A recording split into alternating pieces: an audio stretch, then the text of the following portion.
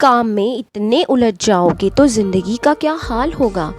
काम में इतने उलझ जाओगे तो ज़िंदगी का क्या हाल होगा। खुद को हर वक्त इतना बिजी रखोगे तो दोस्त ना होने का मलाल होगा। अजीब है पर सच है, घोंसला बनाने में हम इतने मशगूल हो गए कि उड़ने को पंख भी थे ये भी भूल गए। Hello my sparkling spectators, welcome back to my channel. Hope you are doing great, I am also good.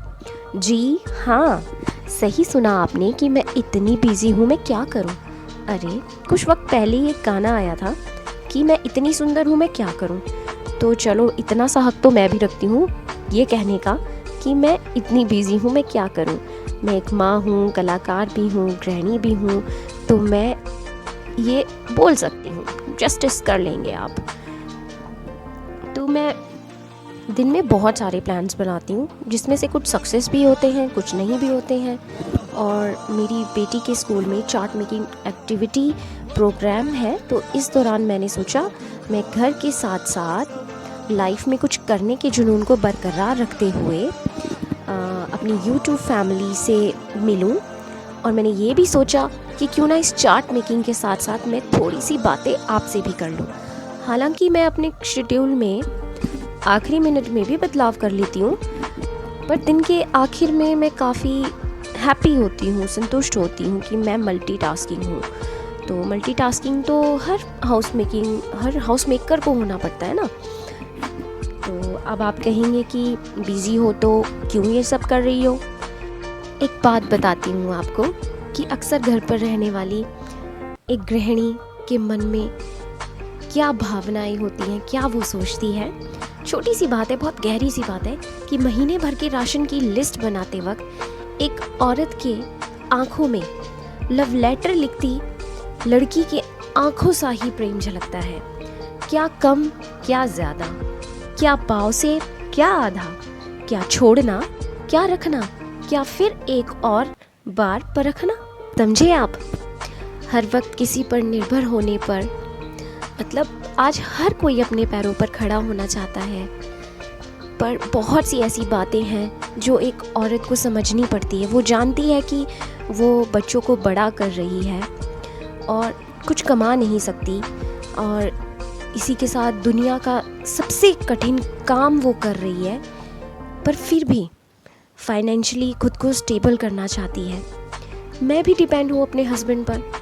अगर ये साथ ना हो तो मैं बहुत सी चीज़ें हैं जो मैनेज नहीं कर पाऊँगी, और ये कभी जताते भी नहीं हैं, खुशी खुशी हेल्प करते हैं।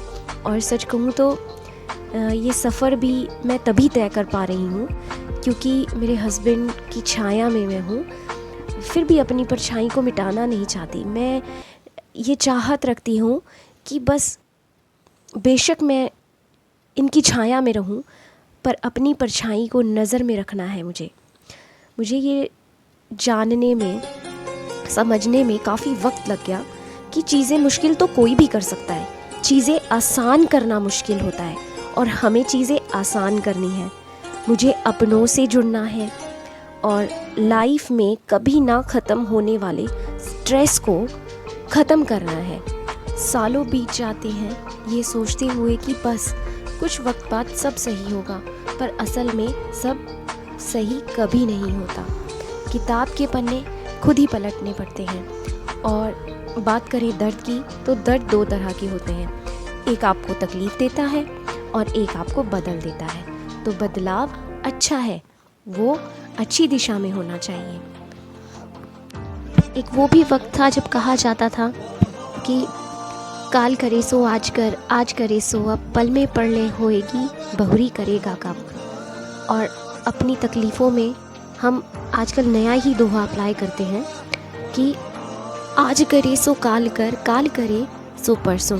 इतनी भी जल्दी क्या है, अभी पड़े हैं बरसों, पर बरसों नहीं पड़े हैं, आज ही कीजिए जो करना चाहते हैं। तो आपका कीमती वक्त मुझे देने के लिए बहुत बहुत धन्यवाद। उम्मीद करती हूँ कि you will like my blog. and see you in the next vlog. Bye bye.